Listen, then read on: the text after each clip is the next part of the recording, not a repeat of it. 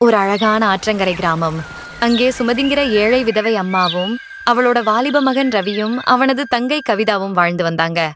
3 வருஷத்துக்கு முன்னாடி சுமதியோட புருஷன் ஒரு நாள் இரவு நேரத்துல மீன் பிடிக்க சென்றப்ப ஆத்துல கால் தவறி விழுந்து இறந்துட்டாரு. அதனால அந்த அம்மா தகப்பன் இல்லாத இந்த 2 பிள்ளைகளை வச்சுக்கிட்டு ரொம்ப கஷ்டப்பட்டு வந்தாங்க. ரவிகிட்ட ஒரு அபூர்வமான திறமை இருந்தது. அவன் தன் புல்லாங்குழல்ல ஒரு குறிப்பிட்ட ராகத்தை வாசிச்சா அந்த இசைய கேட்டு ஆத்துல இருக்கிற மீன்கள் எல்லாம் அப்படியே மயங்கி ஸ்தம்பிச்சு நின்னுடும். அந்த நேரத்துல ரவி தூண்டில் போட்டு மீன்களை ரொம்ப சுலபமா பிடிச்சிடுவான். அவனோட தங்கை கவிதா ரவி பிடிக்கிற மீன்களை டவுன் மார்க்கெட்டுக்கு கொண்டு போய் வித்து குடும்பத்தை காப்பாத்தி வந்தா. ரவிக்கு துணையாக அவனோட நெருங்கிய நண்பன் காளியும் எப்பவும் கூடவே இருப்பான். ஒரு நாள் காலையில மீன் பிடிச்சிட்டு ரவியும் காளியும் வீட்டுக்கு ஓடி வர்றாங்க. அம்மா கவிதா, இங்க பாருங்களேன், எவ்வளோ மீன்கள் பிடிச்சிட்டு வந்திருக்கேன்னு பாருங்க பாருங்க. இன்னைக்கு நம்ம ஆத்து தேவதா நமக்கு அள்ளி தந்திருக்காமா. கவிதா வியப்புடன் சொன்னா, வா அண்ணா, என்ன இவ்ளோ பெரிய பெரிய மீன்களா இருக்கு? நீ வாசிக்கிற புல்லாங்குழல் ராகத்துக்கு இந்த ஆத்து மீனுங்கெல்லாம் அடிமையாகிடுச்சு போல. நான் உடனே இதையெல்லாம் கூடையில வச்சு மார்க்கெட்டுக்கு கொண்டு போய் வித்துட்டு வந்துடுறேன். ஆமா சுமதிமா, ஆமா கவிதா, இன்னைக்கு நம்ம ரவியோட இசைக்கு ஆத்துல இருக்கிற பெரிய பெரிய மீனெல்லாம் வரிசையில நின்னுச்சு. நான் தாளம் போட போட மீன்கள் எல்லாம் கூடையில தானா வந்து விழுந்துச்சு பாருங்களேன். ஆமாப்பா, பார்க்கவே கண்ணு கொள்ளல. ஆனா இவ்ளோ மீன்களை வச்சுக்கிட்டு நாம 3 பேரும் சேர்ந்து என்னப்பா பண்றது? நாம சமைச்சு சாப்பிட ஒரு மீன் போதுமே, மிச்சத்தை என்ன பண்றது? எனக்கு தெரியும் அம்மா, நீங்க எதுக்கும் கவலைப்படாதீங்க. இதுல இருந்து ஒரு பெரிய மீனை மட்டும் நம்ம வீட்டு சமையலுக்கு வச்சுக்கிறேன்.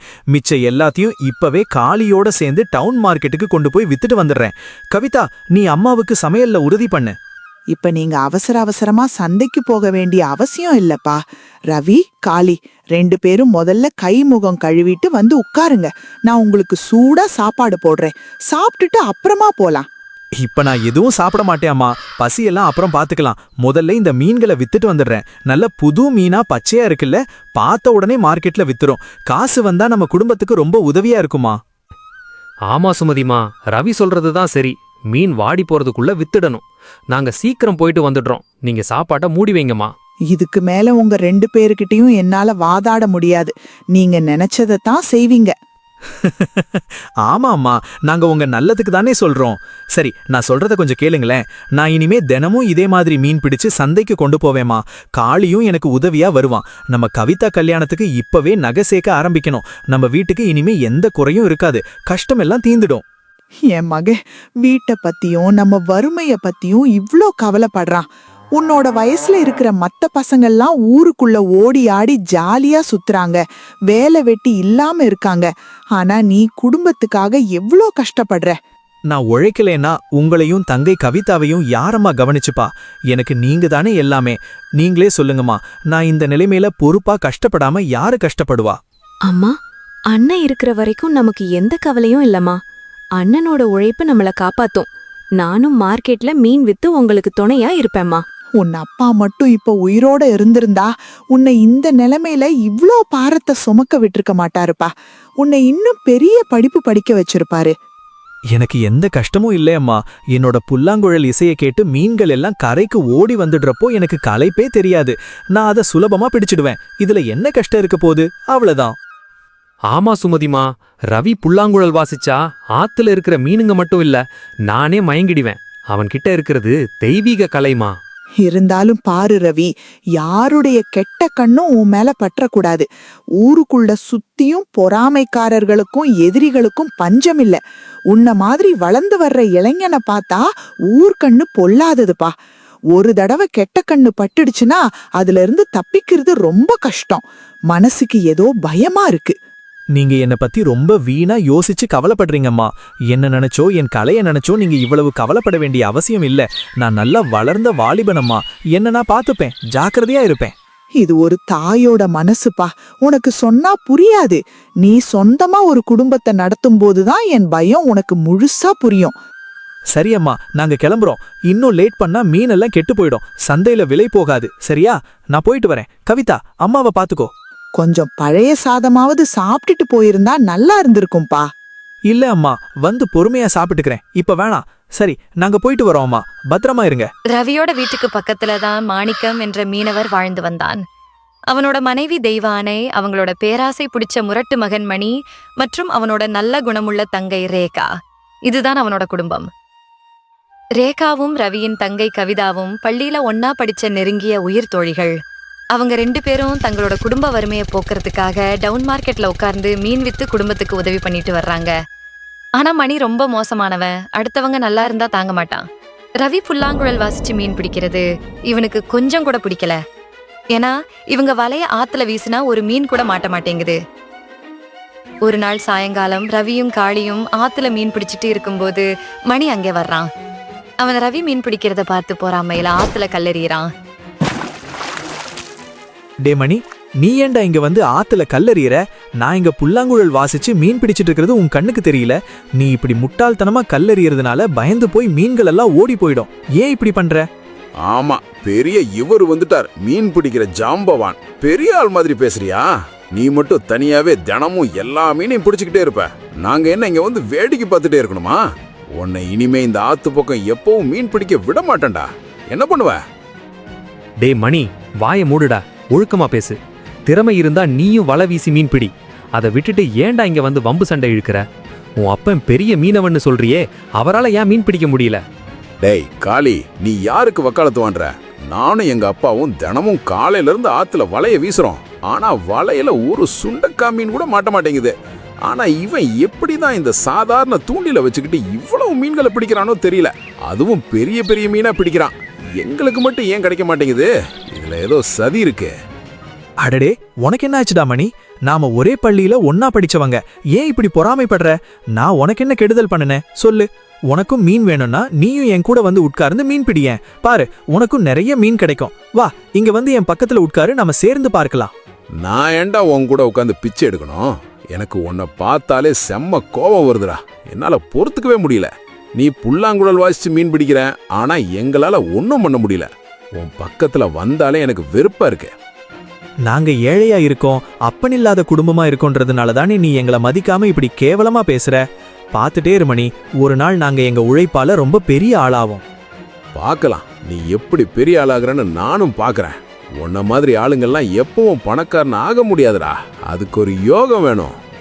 ஆமா, இந்த ஆத்து மீனே வித்து நாங்க ஒரு நாள் நேர்மையான வழியில பெரிய ஆளாவோம். நீ உன் கண்ணாலேயே அதை பார்த்துட்டே இரு. உன்னை இனிமே மீன் பிடிக்க விட்டா தானே நீ ஆவ. இப்ப நீ பிடிச்சிருக்கிற இந்த மீன் கூடைய நான் சும்மா விட மாட்டேன். இதோ இதை நான் எடுத்துட்டு போறேன். உன்னால என்ன பண்ண முடியுமோ பண்ணிக்கோ. மணி கூடையை பறிக்கிறான். டே மணி, கைய வை பாப்போம். ஒழுக்கமா நடந்துக்கோ. அடுத்தவன் உழைப்ப திருட உனக்கு வெக்கமா இல்ல? மீன் கூடைய கீழே வைடா. டே மணி, ஏன் மீனையாவா திருடுற? உன்னை நான் எக்காரணத்தை கொண்டு இதை எடுத்துட்டு போக விட மாட்டேன். மரியாதையா கூடைய கீழே வை, கைய கூட வைக்காத சொல்லிட்டேன். அப்புறம் நல்லா இருக்காது. அப்படியாடா? என்னையவே மிரட்டுறியா? அப்ப நீ என்ன தடுத்த, உன்னோட இந்த உயிரான புல்லாங்குழல புடுங்கி ஆழமான ஆத்துல தூக்கி வீசிடுவேன். ஜாக்கிரதை. நீ ஏண்டா மணி இவ்வளவு மோசமான குணத்தோட இருக்க? நான் உனக்கோ உன் குடும்பத்துக்கோ எப்பவும் எந்த நஷ்டமும் பண்ணதில்ல. அப்புறம் ஏன் என்கிட்ட இப்படி மிருகம் மாதிரி நடந்துக்கிற? என்னது, நஷ்டம் பண்ணலையா? உன்னாலதான் எங்க வலையில மீன் மாட்ட மாட்டேங்குது. அதுதான் இருக்கிறதுலே எங்களுக்கு பெரிய நஷ்டம். காலை மதியம் ராத்திரின்னு எப்பவும் இந்த தூண்டில போட்டுட்டே ஆத்துல உட்கார்ந்துருக்க. ஆத்துல இருக்கிற பெரிய பெரிய மீன்கள்லாம் உன் புல்லாங்குழல் சத்தத்தை கேட்டு உன் பக்கமே வந்துருது. அதனாலதான் எங்களுக்கு எதுவும் கிடைக்க மாட்டேங்குது. பெரிய இவரு வந்துட்டாரு, நியாயம் பேசுறாரு. நஷ்டம் பண்ணலையா? டே மணி, நீ தேவையில்லாம சண்டை வளர்க்காம இங்க இருந்து கிளம்பு. இந்த வீணான கதையெல்லாம் பேசிட்டு இருக்காம எங்களை நிம்மதியா மீன் பிடிக்க விடு. ஆமா, நான் போறேன்.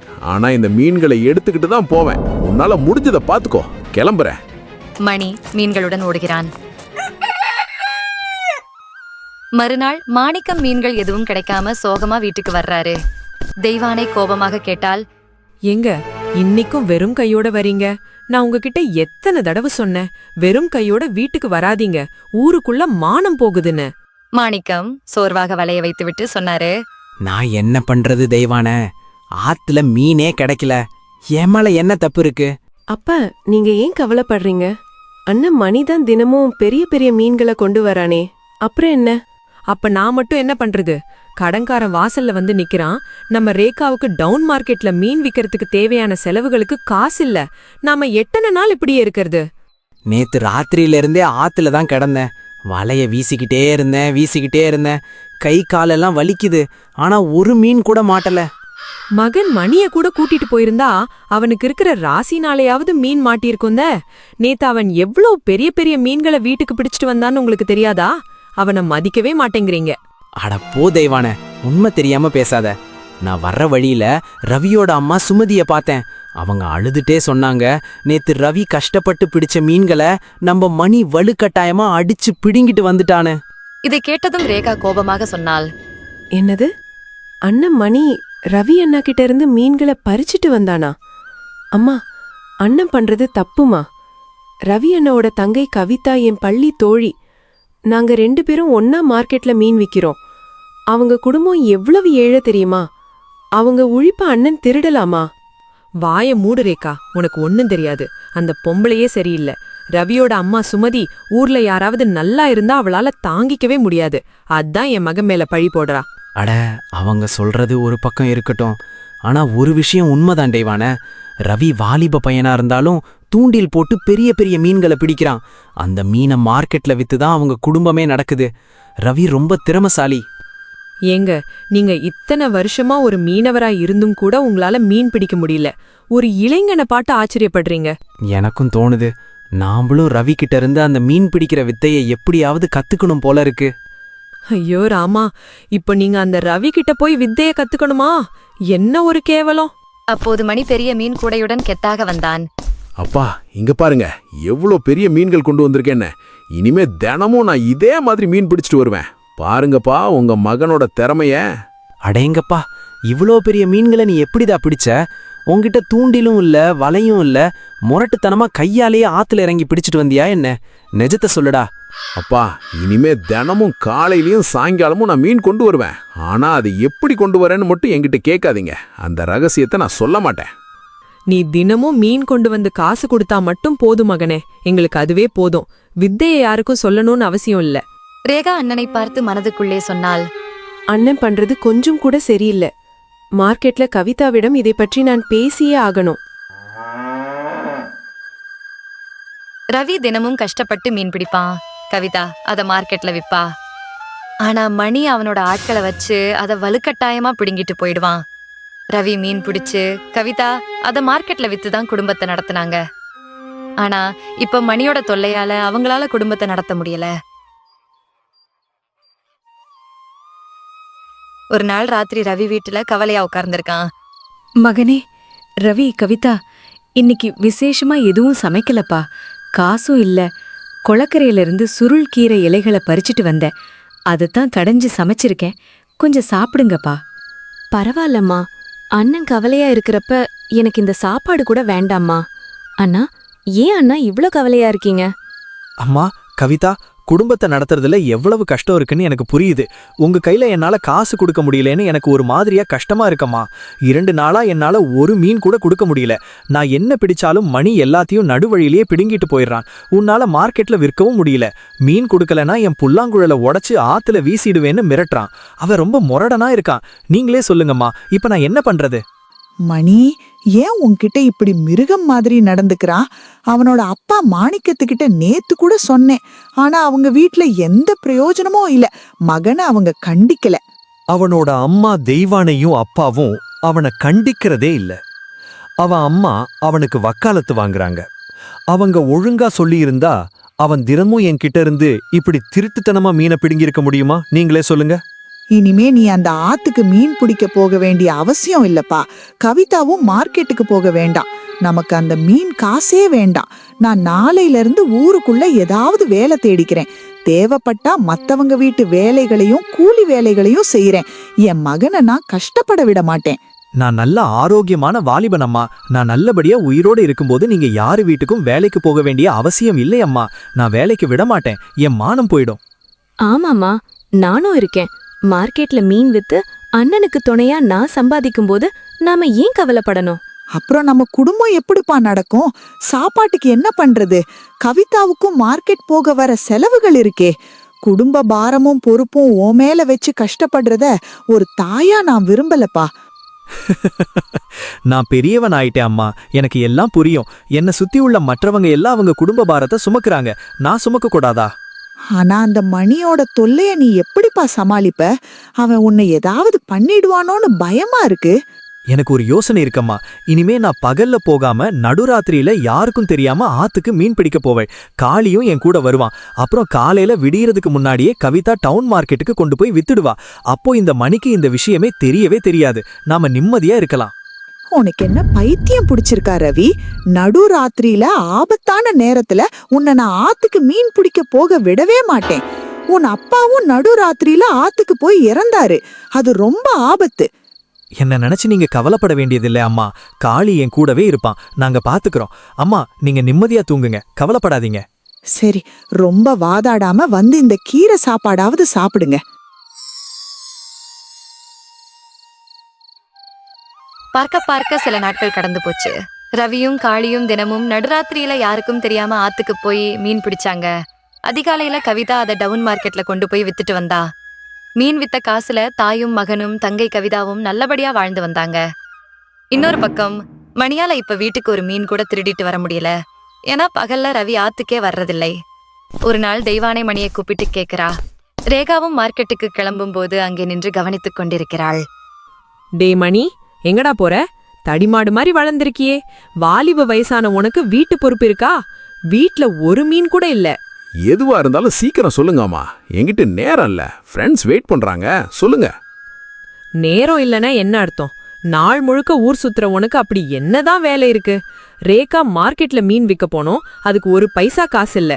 எல்லா விஷயத்தையும் உங்ககிட்ட சொல்லிட்டே இருக்கணுமா என்ன? எனக்கு தெரியாதா? நான் பார்த்துட்டு தான் இருக்கேன் மணி. இப்ப கொஞ்ச நாளா நீ மீனே கொண்டு வரதில்ல.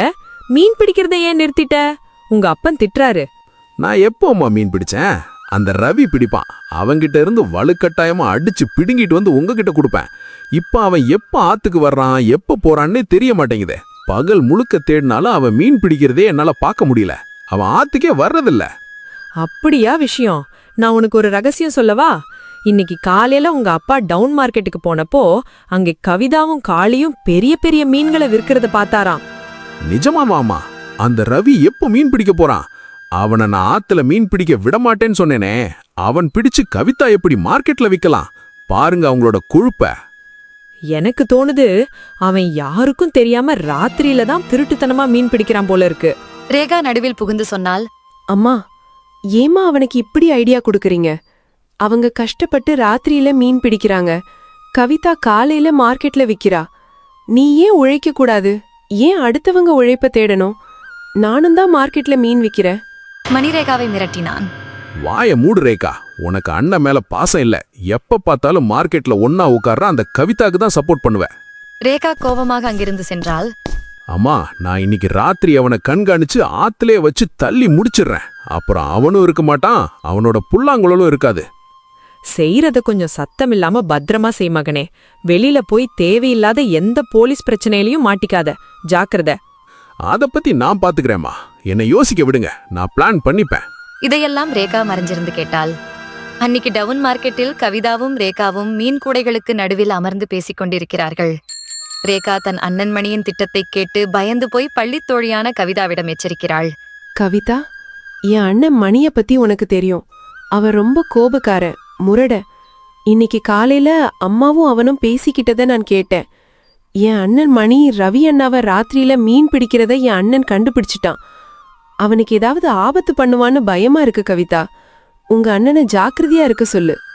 என்னது ரேகா, நீ சொல்றது நிஜமா?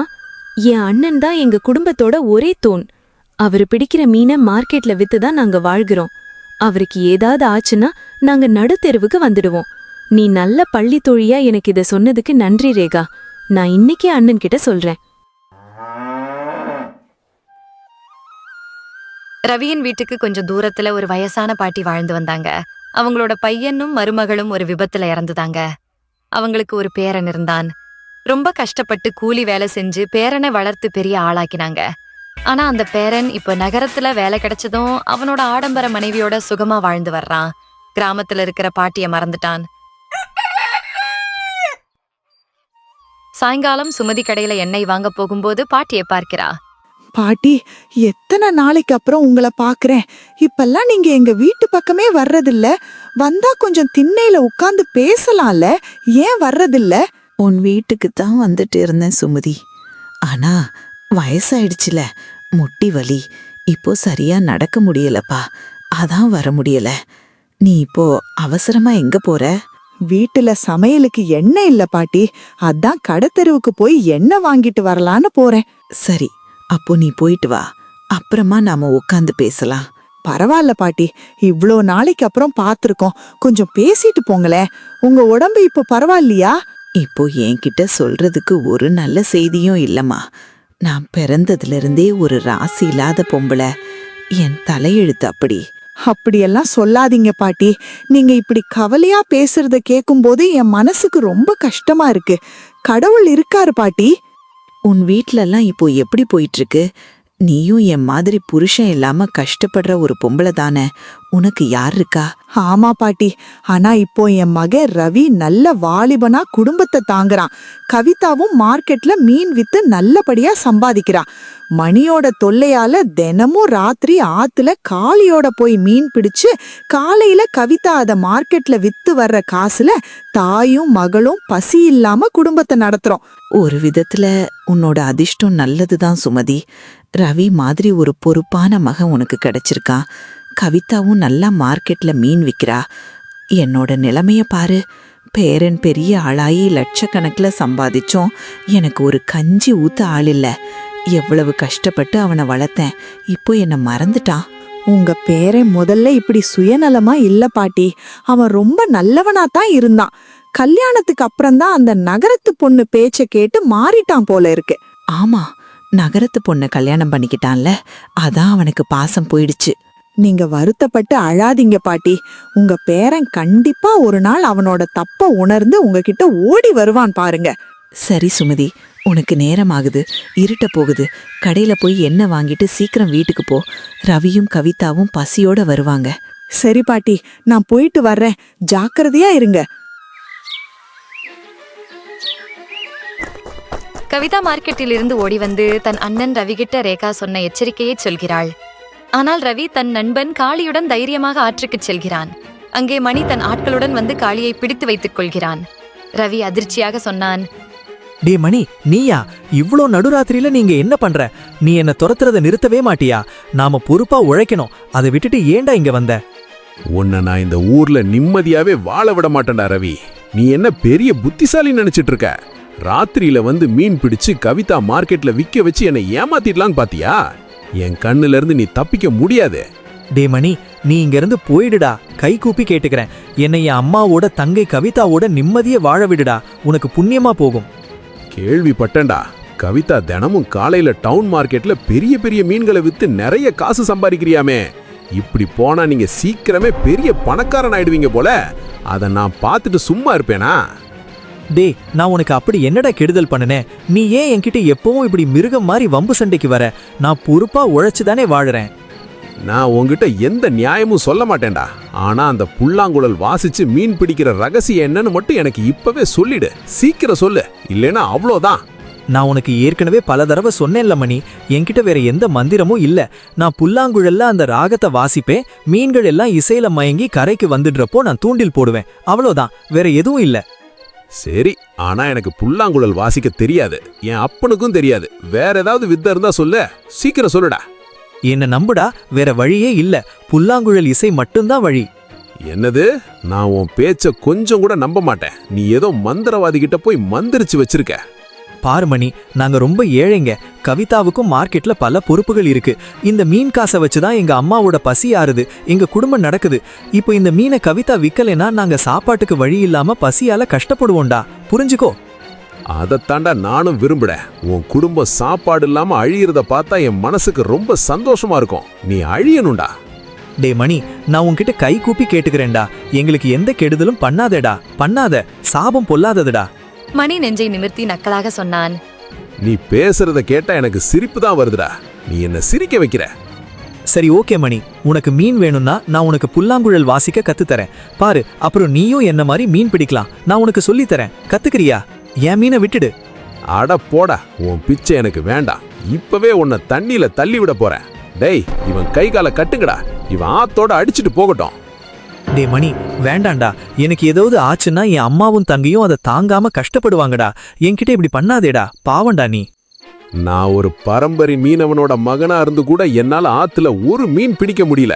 என் தங்கை ரேகாவும் மார்க்கெட்ல கஷ்டப்படுறா. ஆனா நீ சாதாரண பையனா ஆத்துல இருக்கிற எல்லா மீனையும் பிடிச்சிடுற. இதை என் கண்ணால பார்த்து என்னால பொறுத்துக்கவே முடியாதுடா. தள்ளுங்கடா இவன் ஆத்துல. நில்லுடா மணி, நில்லுடா, என்னை விட்டுடுடா. ஐயோ அம்மா, கவிதா. மணியும் அவனோட ஆட்களும் ரவியோட கை காலை கட்டி ஆத்துல தள்ளி விட்டுட்டு காளியையும் மிரட்டி ஊற விட்டு ஓட வச்சிட்டாங்க. இன்னொரு பக்கம் விடிய போகுது. ரவி இன்னும் வீட்டுக்கு வராததுனால அவனோட அம்மா சுமதியும் தங்கை கவிதாவும் அவனை ஊர் முழுக்க தேடிட்டு அழுதுட்டு இருக்காங்க. காளி வீட்டுக்கு போனாலும் அங்கேயும் யாரும் இல்லை. வீடு பூட்டி இருந்தது. சுமதியும் கவிதாவும் அழுது கொண்டே பாட்டி வீட்டுக்கு வர்றாங்க. மார்க்கெட்டுக்கு போன ரேகா விஷயம் கேள்விப்பட்டு கவிதாவுக்கு ஆறுதல் சொல்ல ஓடி வருகிறாள். மணி ரவியை ஆற்றில் தள்ளியதால சுமதியும் கவிதாவும் தங்களோட உலகமே முடிஞ்சு போன மாதிரி கதறி அழுதுட்டு இருந்தாங்க. ஆனா அவங்களுக்கு தெரியாத ஒரு உண்மை இன்னும் மறைந்தே இருந்தது. ரவி உண்மையிலே இறந்துட்டானா, இல்ல அவனுக்காக விதி வேற ஏதாவது வைத்திருந்ததா? ரவிக்கு என்ன நடந்தது? மணி செய்த தப்புக்கு தண்டனை கிடைக்குமா? சுமதியும் கவிதாவும் மீண்டும் ரவியை பார்க்க போறாங்களா? இந்த பரபரப்பான சம்பவங்கள் எல்லாத்தையும் பார்ட் 2 பார்க்கலாம். இந்த கதை உங்களுக்கு பிடிச்சிருந்தா ஹைப் பட்டன் கிளிக் பண்ணிட்டு லைக் பண்ணுங்க, ஷேர் பண்ணுங்க, சப்ஸ்கிரைப் பண்ண மறக்காதீங்க. நன்றி, வணக்கம்.